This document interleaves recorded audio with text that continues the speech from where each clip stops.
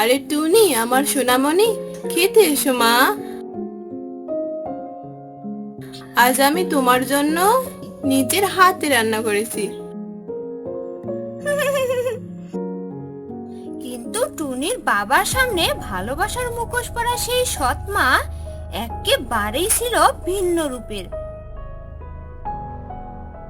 এই টুনি, আজ ওই বাড়ির সব কাপড় ধুয়ে ফেলবি, এরপর মেঝেটাও ঝাড় দিবি, বুঝলি? মা, ও মা, তুমি এমন করছো কেন? একটু আগেই তো বাবার সামনে কত আদর করলে। বেশি কথা বলা হচ্ছে তাই না? দাঁড়া, তোকে দেখাচ্ছি মজা।